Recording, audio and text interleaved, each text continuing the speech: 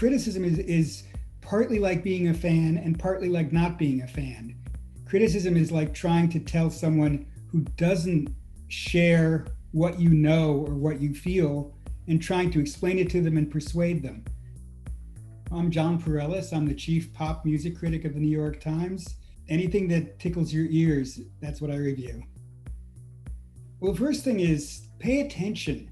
I like to plug in headphones, tune out the outside world, try to take everything off my screen and just listen. Or if I can find lyrics, listen to the lyrics. It's really hard to focus on things these days, and the best thing you can do in a review is find that detail that tells the big story. I always imagine a very impatient reader.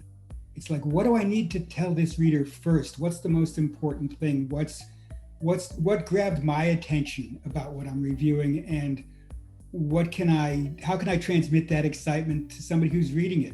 Sometimes the best way to start is with the detail, is with something you've heard that illuminates the rest of the music. Sometimes it might be, who is this person? Why am I reading about them? Just a couple of sentences. Sometimes it's, when I heard this album, it knocked me off my feet. Why? Sound is very tricky to describe. So if hearing the sound makes you see something, hearing the sound makes you feel something, hearing the sound reminds you of your favorite dish, explain that, get that excitement across, get that reader to perceive the music the way you're perceiving. If you really want to be a critic, good training to be a critic is to write a review about something you don't like and figure out what makes it work and figure out maybe why other people like it and figure out why you don't like it. Not just, I can't stand this, I hate his voice, but what about his voice do you hate? What about the lyrics do you think are dumb? Just like go into it and be analytical.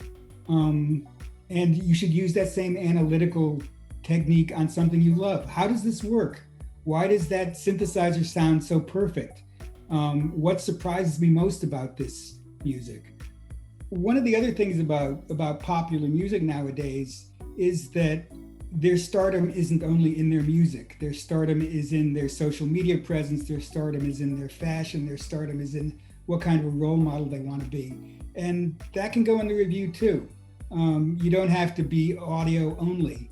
And sometimes, especially with young stars who are on social media all the time, that's nearly as much of the music as what you're getting in your ears. You have to be a vicious editor. You don't want any fat, you don't want any diversion.